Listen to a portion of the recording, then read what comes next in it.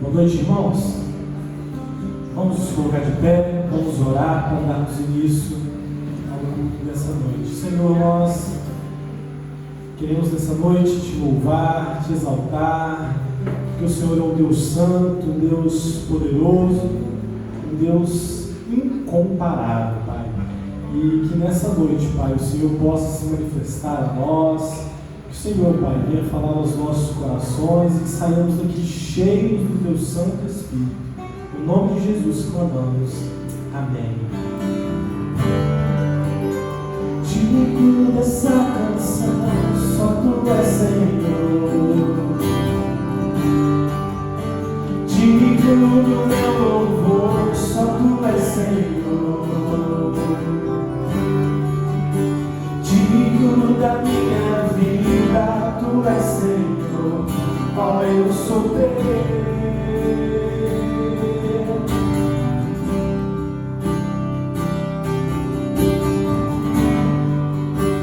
Nome que é sobre todos é o Teu Jesus, fonte da salvação, só Tu és Jesus. Digno da minha vida, Tu és Jesus. Ó, eu sou Teu, ó, eu sou Teu.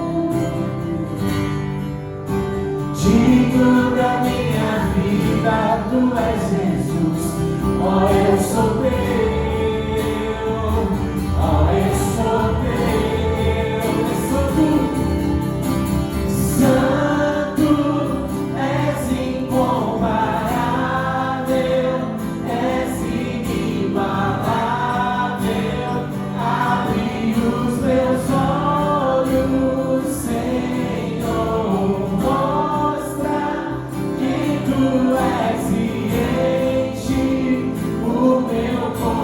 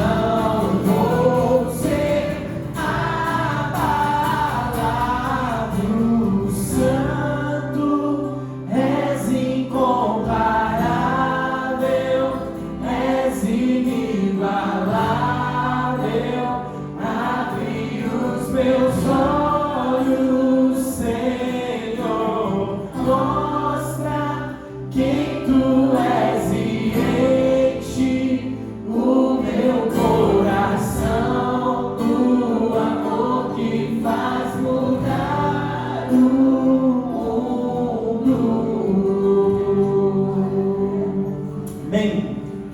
Quero convidar os irmãos a abrirem suas Bíblias no livro de Hebreus, capítulo 12, os versos de 1 a 3.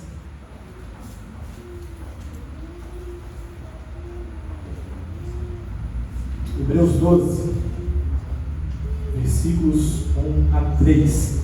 Vai dizer o seguinte: a palavra do Senhor: portanto, nós também, pois que estamos rodeados de uma tão grande nuvem de testemunhas, deixemos todo o embaraço e todo o pecado que tão de perto nos rodeia, e corramos com paciência a carreira que nos está proposta, olhando para Jesus, autor e consumador da fé, o qual, pelo gozo que lhe estava proposto, suportou a cruz, desprezando a afronta, e assentou-se à destra do trono de Deus.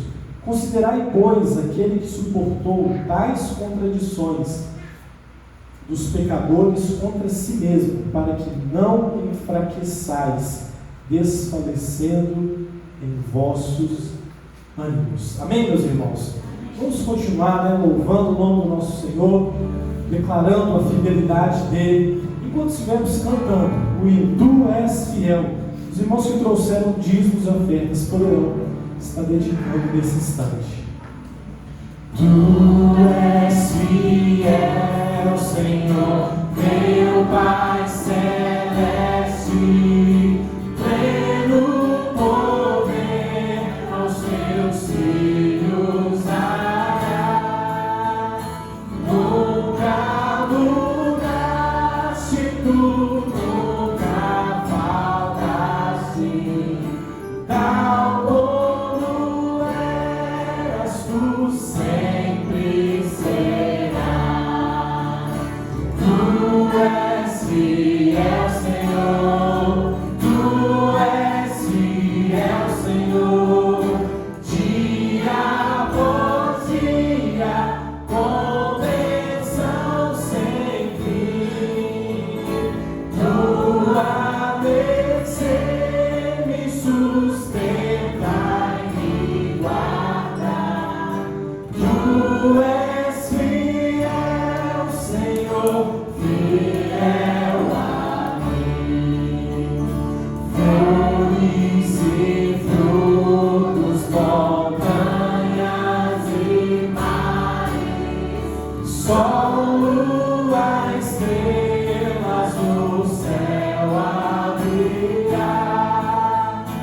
Tudo criaste na terra e nos ares. Todo o universo vem, pois te louvar. Tu és fiel, Senhor, tu és fiel, Senhor, dia após dia, convenção sem fim. Tua mercê me sustenta e me guarda.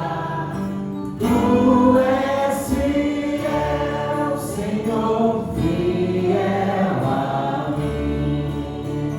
Pleno perdão, tu das paz, segurança. Cada momento me guia, Senhor. Livro por vir a que trouxe esperança. Desfrutarei do teu rico valor. Tu és fiel, Senhor, tu és fiel, Senhor, dia após dia, convenção sem fim.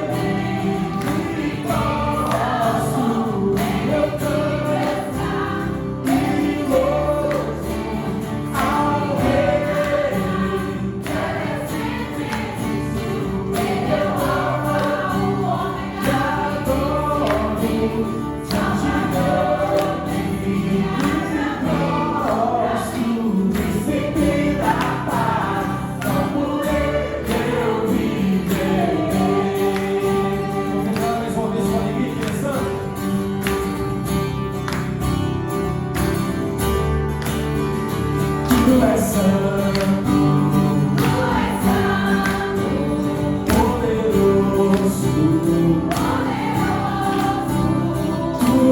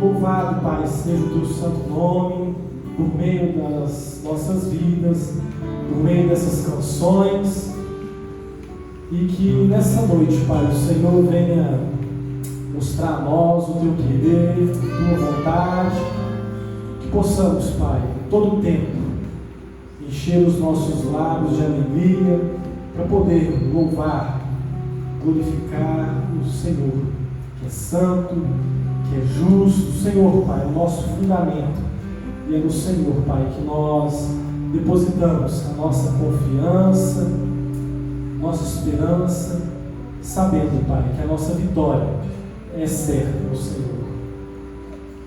Ainda, Pai, que enfrentemos tribulações, cansaço, mas nós temos, Pai, a certeza que o Senhor está conosco e que o Senhor, Pai, tem o melhor dos seus filhos, Pai. Em nome de Jesus, nós entregamos as nossas vidas diante do teu altar. Receba esse culto que prestamos a ti. Em nome de Jesus. Amém.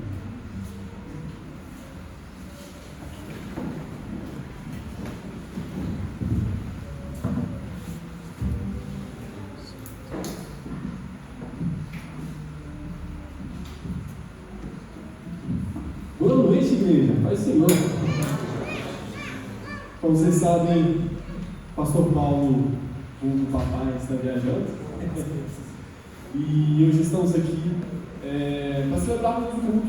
Só que antes da gente passar pelas mensagens, eu gostaria de convidar as crianças para virem aqui na frente. Cadê as crianças? Vamos orar pelas crianças para elas também irem cultuar o Senhor, aprender da palavra de Deus lá na salinha.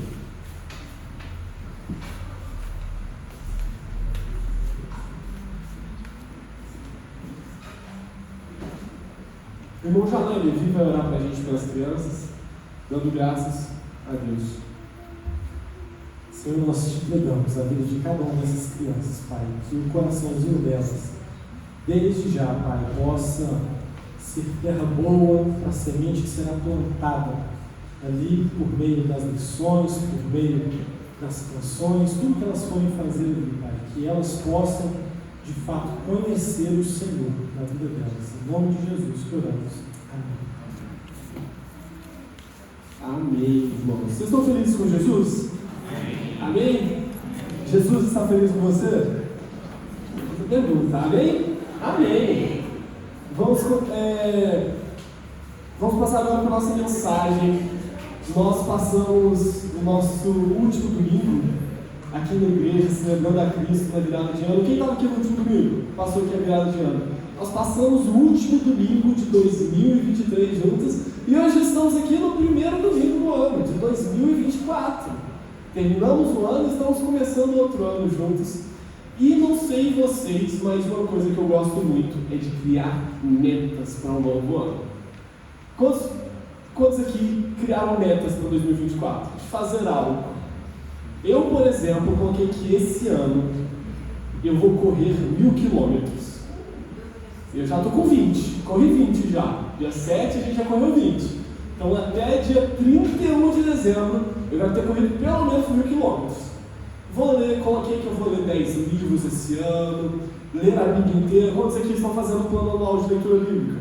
Estão com a meta de ler a Bíblia inteira em 2024. Então você fez uma meta esse ano, irmão. Fazer metas é muito importante, porque a gente sabe aonde a gente quer atingir, qual é o nosso objetivo, qual é a nossa chegada, e mesmo quando nós não cumprimos, pelo menos nós nos esforçamos mais em fazer. Às vezes você não conseguiu cumprir sua meta de ler 10 livros, mas você leu 8. Se eu não tivesse feito meta, você não ia ler nenhum. Então já te serviu para ajudar com alguma coisa. Só que não sei quantos de vocês, assim como eu, já deixaram de cumprir uma meta. Já deixaram de conseguir atingir uma meta de um ano. Por exemplo, pode ser que você tenha se proposto a ler mais livros no ano de 2023, mas você leu 3 livros e 2 deles eram gibis da Turma da Mônica. Era historinha, coleção Crescer. Tá valendo, vamos considerar. Mas você passou longe. Pode ser que você falou assim, 2023 eu vou me exercitar melhor.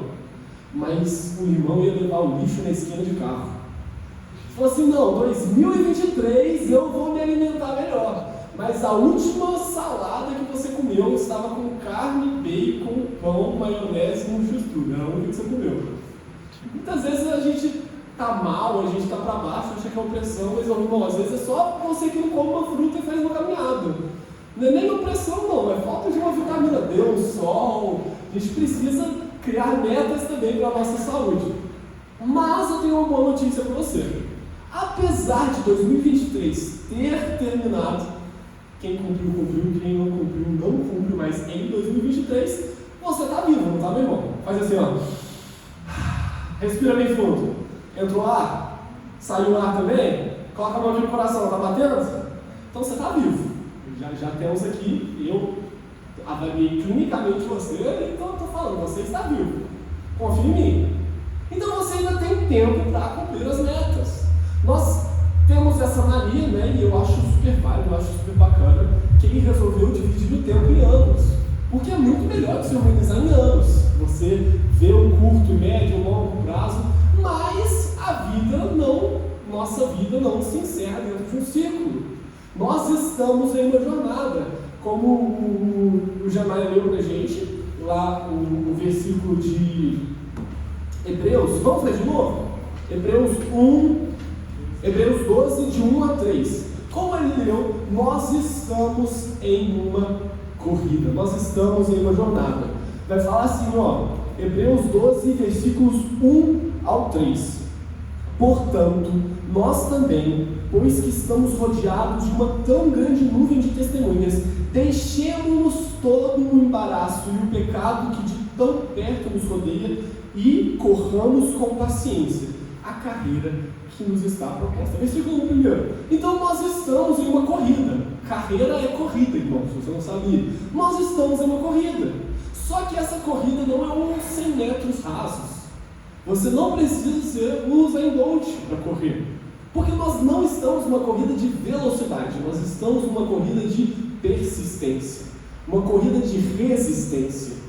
Porque no final das contas, não vai ser melhor quem chegou primeiro.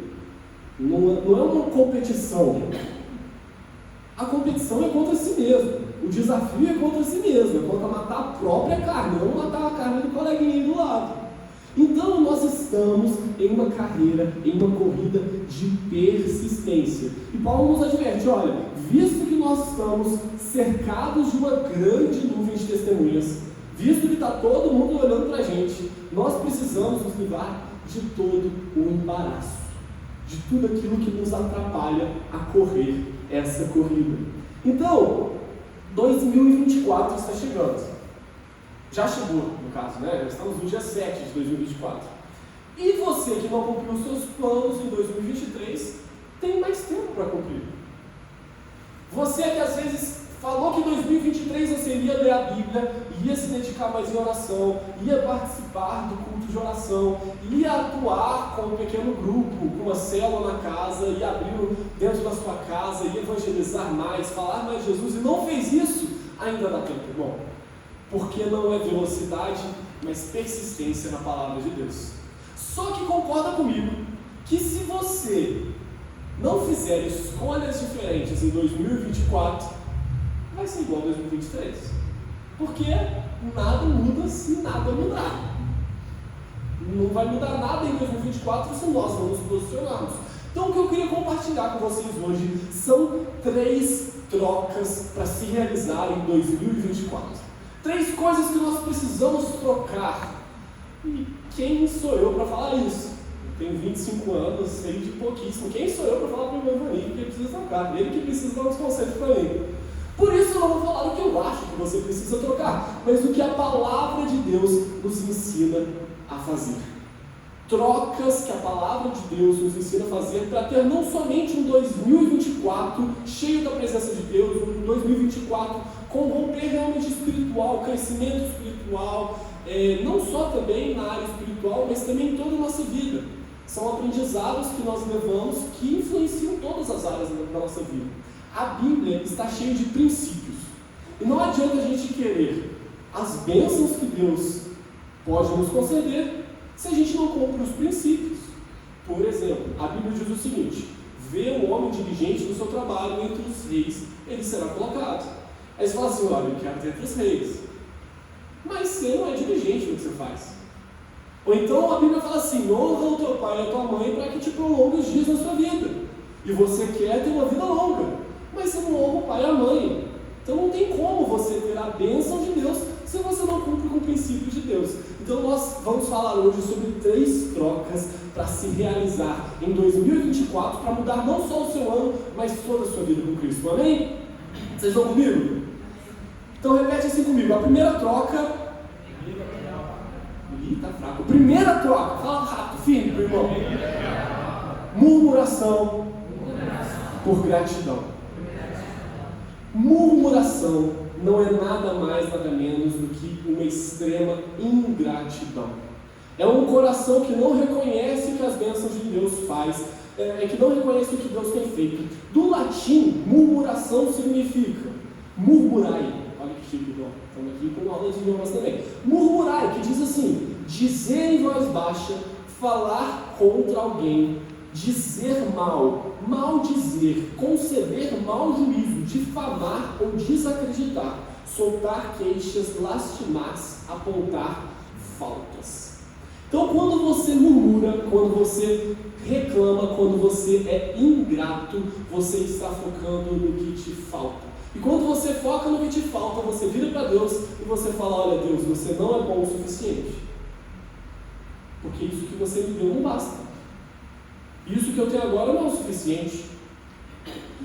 Toda vez que nós murmuramos, nós abrimos brechas da nossa vida para o próprio inimigo agir na nossa vida. Quando nós vemos, ou do próprio Deus também tirar as bênçãos dele da nossa vida. Quando nós vemos a história do povo do Egito, nós vemos que o povo estava no Egito. O que ele era no Egito? Escravo. Então o que eles tinham? Nada. Escravo tem alguma coisa? Não, escravo tem o que o dono dá. O que fala que eles comiam no Egito? Cebola. Olha que delícia, irmão. Dieta baseada em cebola. Eles apanhavam para trabalhar. Trabalhavam jornadas exaustivas. Eles eram explorados. E aí surge um libertador. Quem que se levanta para libertar o povo? Veja o EVD noturno. Moisés se levanta para libertar o povo, porque o povo estava cativo no Egito. Ele levanta, tem os milagres e maravilhas, as pragas caem sobre o Egito, o faraó libera o povo, Deus abre o mar, o povo atravessa o mar. Gente, o mar inteiro se abriu para o povo passar. O povo passou o mar fechou, derrotou os inimigos deles. E agora eles estão no deserto. E no deserto, a Bíblia conta que a roupa deles não estragava, irmãos. Não ficava velha. A roupa deles crescia junto com o corpo. Então, se você calçava... Quanto que a Alice calça? 26. A Alice calça 26. A Alice vai crescendo, quando ela estiver lá com o seu 35, o sapato continuava crescendo com o pé deles. Olha que bênção. Eles tinham fome, Deus mandava maná. E até quando eles reclamaram que não tinha uma carninha, chegou as codonas, chegou a carninha para o povo. Então Deus era suficiente para o povo. Mas a Bíblia diz que o povo de Israel, os israelitas, só murmuravam. Vai falar lá em Números capítulo 14, versículos de 1 a 4. Vai falar o seguinte, ó. Naquela noite, toda a comunidade começou a chorar em voz alta. Todos os israelitas queixaram-se de Moisés e de Arão, e toda a comunidade lhe disse: quem dera tivéssemos morrido no Egito ou nesse deserto, porque o Senhor está nos trazendo para essa terra só para nos deixar cair a espada? As nossas mulheres e nossos filhos serão tomados como despojos de guerra. Não seria melhor voltar para o Egito? Disseram uns aos outros. Vamos escolher um líder e voltar para o Egito. Eles chegaram, irmãos, na terra que Deus tinha prometido. Eles estavam chegando em Canaã. E vai falar que eles mandaram espias para sondar a terra. E que voltaram espias falando: olha, a terra produz, que é uma beleza. Para um povo que vive à base de agricultura, você cuspia um caroço de uva e nascia uma videira. Olha que doideira! Eles chegavam com cachos de uva que 2 homens precisam carregar. E aí vai variar também. Se os 2 homens são eu e Janai, o cacho de uva era enorme, imagina. Então, fala que a terra era muito fértil e próspera. E Josué e Caleb chegam dando essa notícia: olha, a terra é fértil, é próspera, tem cacho de uva, tem de tudo. Só que os outros chegam olhando as dificuldades, falam: não, os inimigos são muitos, tem muitos gigantes, e o povo é inflamado por aquilo e começa a murmurar. E eles começam a falar: não, antes a gente tivesse morrido no Egito, antes a gente tivesse morrido no deserto, porque olha, a gente chegou agora para perder para esse povo, nossas mulheres vão ser tomadas, olha o que Deus está fazendo com a gente. Eles começaram a ser ingratos. E sabe qual é a consequência da ingratidão? Irmãos, isso é pesado, mas é uma realidade. Ingratidão, murmuração, reclamação são orações malignas. Toda vez que você não é grato por que Deus te deu, toda vez que você não é grato por sua família, que você não é grato pelo trabalho, por tudo que o Senhor está falando, você está falando: pode tomar, eu não quero. Nós precisamos aprender a ser gratos. Nós precisamos primeiro, então, trocar a murmuração por gratidão. Sabe o que a Bíblia nos mostra quando existe gratidão? Quando tem gratidão. A gratidão é um princípio para a multiplicação. Quando nós vemos a multiplicação dos pães e peixes, a primeira coisa que Jesus pega ao ver aqueles poucos pães e peixes, 5 pães e 2 peixinhos, e uma multidão. Muitos deviam estar assim: olha lá, 5 pães e 2 peixinhos, não vai dar nem para cobrir o vão do dente. Ele vai tirar a comida do menino ali, ó. Olha o que estão fazendo. Mas Jesus não olha para os 5 pães e 2 peixinhos e fala: é pouco. Ele pega os 5 pães e 2 peixinhos, levanta aos céus e dá graças. Ele agradece. E a Bíblia vai nos contar que todos comeram, ficaram fartos, e ainda tiraram as sobras que restaram e serviu para uma outra alimentação. Então, quando nós temos, mesmo que pouco, mesmo que você olhe para o que você tem e fala: nossa, mas é muito pouco, eu recebo muito pouco nesse trabalho, eu tenho pouco conhecimento, minha família é muito complicada. Toda vez que nós olhamos para as dificuldades e deixamos de ser gratos, nós deixamos também de multiplicar o que temos. Então, em 2024, fala para o irmão, fala assim: 2024, você vai trocar a murmuração. Fala para ele, você vai trocar a murmuração por gratidão. Amém? Então, primeiro ponto, trocar a murmuração por gratidão. Ponto 2. Assim como a murmuração atrapalha as nossas vidas, assim como a ingratidão atrapalha as nossas vidas, tem outro ponto também que nos impede de viver uma vida plena. Então fala aí, ó. Não precisa falar para o seu irmão não, porque ele também está cansado, senão todo mundo vai brigar daqui a pouco. Mas nós precisamos trocar a inveja. Precisamos trocar a inveja. Sabe qual que é o contrário de inveja? Contentamento. Nós precisamos trocar a inveja por contentamento. Quando nós invejamos algo de alguém, nós também atrasamos a nossa vida, irmão. Quando olhamos para o outro, olha que pesado mais uma vez, quando olhamos para o outro e falamos: Deus, era aquilo que eu queria ter, eu não do meu carro, eu queria ter um carro de fulano de tal. Eu não gosto do meu emprego, eu queria ter um emprego de fulano de tal. Nós falamos, Deus, mais uma vez, o Senhor não é bom. E mais do que isso, falamos, Deus, o Senhor não é justo. Porque você deu para ele e não deu para mim. Sabe o que me lembra isso? A história de dois filhos que tinham um pai. Um desses filhos toma a sua herança, vai embora, gasta tudo. A história do filho pródigo, creio que a maioria de vocês deve conhecer. Ele gasta tudo quando volta para casa, todo quebrado, tadinho, todo destruído, capenga, xoxo. Chega na casa do pai, fala, pai, ele estava pronto para querer ser servo do pai, e o pai o recebe de volta. Mata um novilho gordo e faz uma festa para o filho. Só que vamos lá, eram dois irmãos, o outro irmão estava lá no canto. Matou um novilho para ele e não mata para mim. Murmurando, mas não só murmuração, com inveja do que o irmão tinha recebido. Em seu coração, aquele filho mais velho dizia, olha como o pai não é justo. Eu estou aqui fazendo tudo e o à toa lá, o irresponsável, chega em casa e ele fica matando coisa. Ele nunca me deu um novilho gordo para matar. Ele começa a invejar aquilo que tinha. Só que vamos analisar a situação. O filho mais novo pegou metade da herança e foi embora. A herança que sobrou era de quem? Era tudo do filho mais velho. Tudo seria do filho mais velho. Agora, quando nós invejamos algo do próximo, nós colocamos uma venda em nossos olhos para enxergar o que nós temos.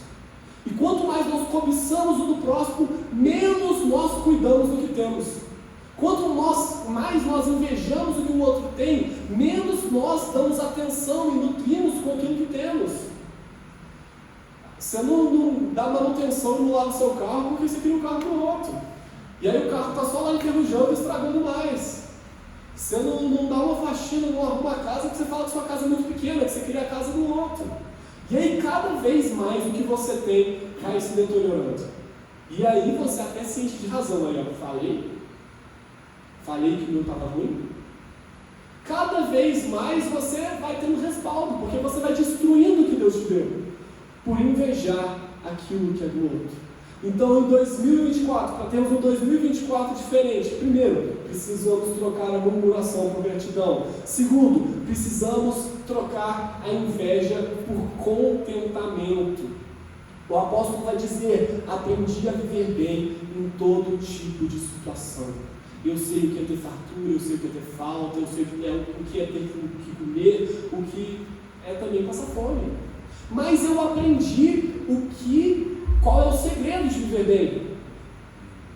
É que tudo podemos naquele que nos fortalece. Nós já temos o mais importante, que é Cristo. Nós já recebemos o maior presente que poderíamos receber, que é a salvação através de Cristo Jesus. O que mais Deus poderia nos dar? E ainda nos diz mais, que se Ele não nos deu o próprio Filho, não nos daria juntamente com o Filho todas as outras coisas. Então, se você tem Jesus e todas as coisas, você não tem mais do que aquele que só tem Jesus, porque Jesus já é todas as coisas, Jesus já é tudo o que precisamos.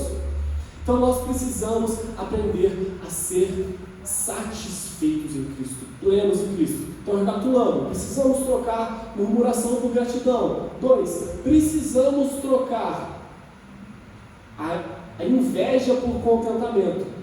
E terceiro e último, nós precisamos trocar a mágoa pelo perdão. Muitas vezes nós não avançamos na nossa vida porque temos carregado mágoas. E 2024 vai continuar sendo um ano de murmuração e de ingratidão e de inveja se você não aprender a tratar as mágoas do seu coração. Qual que é o perfil de um magoado? Vamos ver se você reconhece alguém que você conhece aí que é muito ferido, melindroso. O magoado tem um placar mental. Então, o que é isso? Já viu lá? Terceira vez que ele fala assim comigo.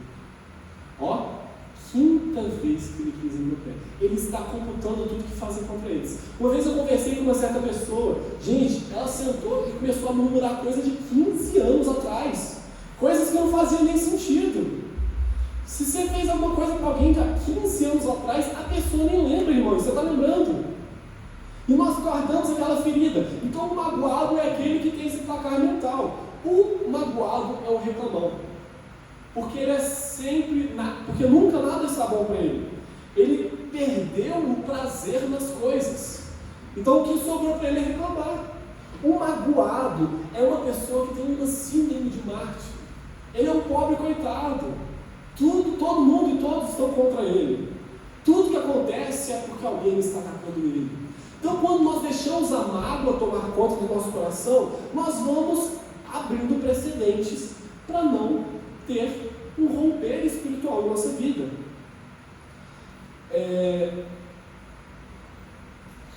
Então, quando nós estamos carregando mágoas, nós nos tornamos cegos, irracionais e passamos a ofender os outros.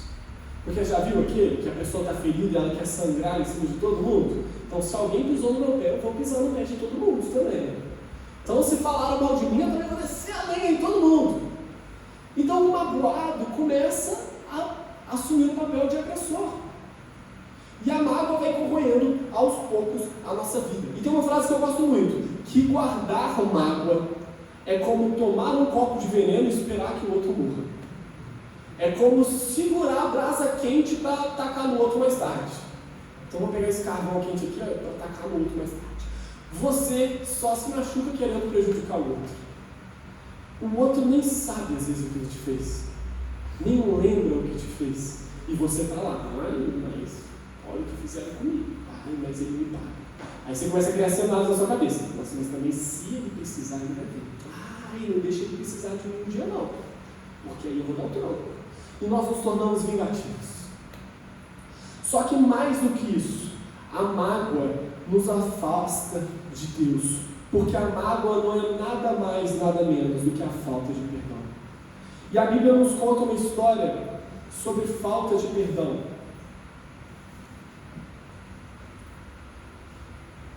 Lá em Lucas, capítulo 15.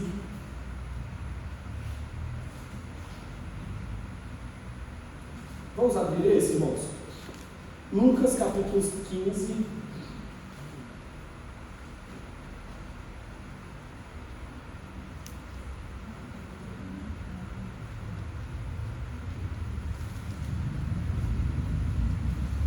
Perdão, Lucas, capítulo 7.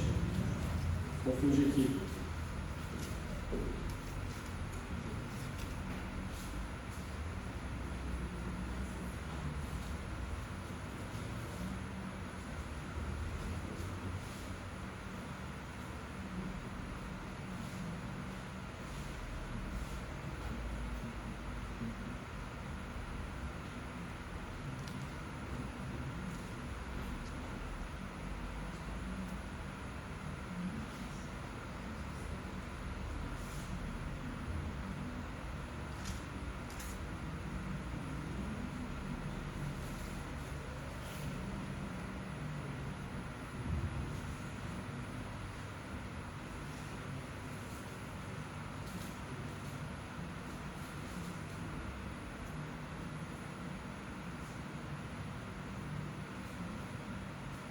Oi, irmãos, perdão mais uma vez.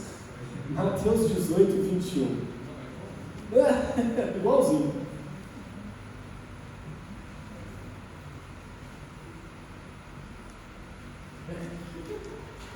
Mateus 18, 21 vai dizer o seguinte: todo mundo está aí aberto?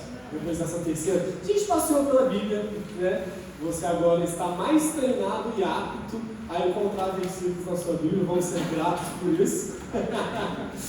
Mas vamos lá.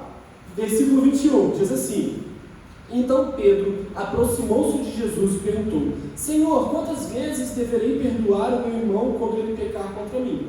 Até 7 vezes? Jesus respondeu: eu lhe digo, não até 7 vezes, mas 70 vezes 7. Por isso o reino dos céus é como um rei que desejava acertar contas com seus servos. Quando começou o acerto, foi trazido à sua presença um que lhe devia uma enorme quantidade de prata. Como não tinha condições de pagar, o Senhor ordenou que ele, sua mulher, seus filhos e tudo que ele possuía fossem vendidos para pagar a dívida. O servo prostrou-se diante dele e implorou: tenha paciência comigo, eu te pagarei tudo. O senhor daquele servo teve compaixão dele, cancelou a dívida e o deixou ir. Mas quando aquele servo saiu, encontrou um dos seus conservos que lhe devia 100 denários, agarrou-o, começou a sufocá-lo, dizendo: pague-me o que deve. Então o seu conservo caiu de joelhos e lhe implorou: tenha paciência comigo, eu lhe pagarei. Mas ele não quis. Antes saiu e mandou lançá-lo na prisão até que pagasse a dívida. Quando os outros servos, companheiros dele, viram o que lhe havia acontecido, ficaram muito tristes e foram contar ao Senhor tudo o que havia acontecido. Então o Senhor chamou o servo e lhe disse: servo mau, cancelei toda a sua dívida porque você implorou. Você não devia ter tido misericórdia do seu conservo como tive com você. Irado, o Senhor entregou aos torturadores até que pagasse tudo o que devia. Então, Jesus, ele vai contar então a história de 3 pessoas, um senhor e 2 servos. O servo desvia ao senhor uma grande quantidade de prata. Se a gente for olhar em outras anotações dessa parábola, vai falar que devia 10.000 talentos. Ele devia 10.000 talentos ao Senhor. E o Senhor resolveu prestar contas. Então ele chegou aqui: Janais, você está me devendo 10.000 talentos, você tem que pagar. E aí o que ele falou para o Senhor? Olha, tenha paciência, porque logo eu te pagarei. Então, o que aconteceu? Ele estava devendo 10.000 talentos. Só que vamos comigo, 10.000 talentos, quanto que é 10.000 talentos? Um talento valia quanto? Se a gente olhar, a dívida dele chegava à casa do 1 bilhão. Se o Felipe olhar na minha cara e falar assim: tenha paciência que eu vou te pagar os bilhões que eu te devo, eu vou falar assim: sem vergonha, de onde você vai tirar esse dinheiro? De onde ele vai tirar 30 bilhões para me pagar? Então, ele vira na cara do Senhor e fala: calma aí que eu vou te pagar. De onde ele ia tirar esse dinheiro? Nem se ele trabalhasse para o resto da vida toda dele, ele ia ter dinheiro para pagar o Senhor. Mas o Senhor resolveu perdoar. Só que esse servo vai na rua e encontra um outro servo que ele devia menos. E vai falar que ele devia uma quantidade muito inferior, que daria para o servo pagar. Seria aproximadamente alguns denários, eu esqueci agora exatamente a unidade, mas era uma dívida pagável. E ele não perdoa aquele servo. O Senhor, quando sabe disso, quando fica sabendo disso, manda chamar o servo e entregar os torturadores. O que eu quero falar comigo? O que eu quero falar com isso? Toda vez que nós guardamos mágoa, toda vez que nós não perdoamos, nós olhamos para Deus e dizemos: não precisa me perdoar. Todas as vezes que nós guardamos mágoa, rancor em nosso coração e não liberamos perdão, nós estamos rejeitando o sacrifício de Jesus. Porque a dívida que você tinha era impagável. Se eu não sou o pior pecador que eu conheço, porque eu posso saber de um erro de uma pessoa ou outra, mas eu sei de todos os erros que eu cometi. Eu sei de todos os pecados que eu cometi. Então, se nós não somos os piores dos pecadores que nós conhecemos, nós estamos nos conhecendo muito pouco. E para finalizar essa mensagem, nós primeiro precisamos trocar a murmuração pela gratidão. Nós precisamos trocar a inveja pelo contentamento. E nós precisamos trocar a mágoa pelo perdão. Mas com essa lição desse jovem senhor, a gente aprende também 3 passos do Evangelho que nós precisamos levar para a vida inteira. Primeiro, reconheça o quanto você deve. A dívida daquele homem era impagável. Nem se ele vendesse tudo que tivesse, nem se ele trabalhasse o resto da vida dele, ele conseguiria pagar. A dívida que você tinha com o Senhor era impagável, você iria morrer. Mas o Senhor olhou para você com misericórdia e graça, entregou o próprio Filho para morrer em seu lugar, para que você pudesse ser livre dessa dívida. Então, o primeiro passo, reconheça o quanto você deve. Mas não basta só reconhecer, nós precisamos receber essa graça de Deus. Nós precisamos receber esse amor, porque enquanto tentarmos nos aproximar de Deus, através da força do nosso braço e do nosso mérito, nós nunca vamos conseguir, porque nós não merecemos. Precisamos receber a graça de Deus. E o mais importante, terceiro passo, precisamos então reconhecer, receber e repetir. Nós recebemos a graça de Deus para também sermos graciosos uns com os outros. O erro do seu irmão ofende muito mais a Deus do que a você. E ele disse que ele pode ser perdoado. Quem somos nós para reter mágoa? Imagina se Jesus fosse alguém magoado, irmãos. Imagina se Jesus fosse alguém que guardasse rancor. Lá em Isaías 53, vai falar um pouco sobre Cristo. E vai dizer o seguinte, Isaías 53, versículo 1. Quem creu na nossa mensagem, quem foi revelado o braço do Senhor, ele cresceu diante dele como um broto terno e como raiz de uma terra seca. Vai falar aqui, ele não tinha nenhuma beleza ou majestade que nos atraísse. Nada havia na sua aparência para que o desejássemos. Ele foi desprezado, rejeitado pelos homens, um homem de dores e que experimentou o sofrimento. Como alguém que os homens escondem o rosto, foi desprezado e não o tínhamos em estima. Mas certamente Ele tomou sobre si as nossas enfermidades e sobre si levou as nossas doenças. Contudo, nós o consideramos castigado de Deus, atingido e afligido. Ele, porém, foi transpassado por causa das nossas transgressões, esmagado por causa das nossas iniquidades. O castigo que nos trouxe a paz estava sobre ele, e por suas feridas nós fomos sarados. Se Cristo fosse alguém magoado, quando ele estava rumo ao madeiro, sendo cuspido, sendo xingado, sendo desprezado, sendo chicoteado por aqueles que ele estava se entregando, ele chega no final de tudo e diz: Pai, perdoa-os, não os atribua esses pecados. E vai falar que nessa hora os torturadores creram que ele era filho de Deus, através do exemplo de perdão que ele deu.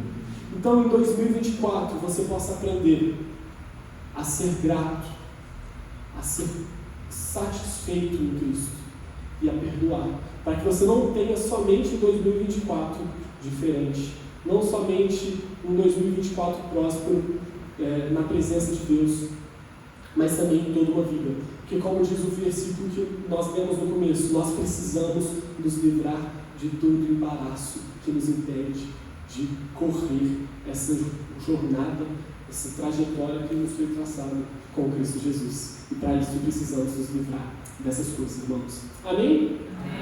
Amém. Vamos orar para encerrar nosso culto? Amém. Senhor Deus, nós nos colocamos em Suas mãos, Pai. E viemos pedir nesse momento, sonda o nosso coração. Esquadrinha, Senhor, cada canto da nossa alma. Sonda o nosso interior, Pai. Nos ajude a identificar onde nós não temos sido gratos, Jesus. Nos ajude a identificar onde nós temos murmurado, onde nós temos sido atingidos por invejas. Nos revela, Senhor, que áreas carregamos mágoas, Jesus, e nos ajude a nos posicionar no perdão. Deus, que possamos viver um 2024 cheios da presença do Senhor, que possamos nos livrar desses embaraços e do pecado que nos ronda de perto, para alcançarmos cada vez mais a linha de chegada que o Senhor nos propôs, para cada vez estarmos mais próximos de Ti. Senhor, que o Senhor possa selar com o Seu Espírito Santo essa palavra em cada coração, e que o Seu Espírito Santo venha nos confrontar durante a semana e nos estimular a melhorarmos e a desenvolvermos o caráter de Cristo Jesus. Em nome de Jesus, amém. Amém, irmãos?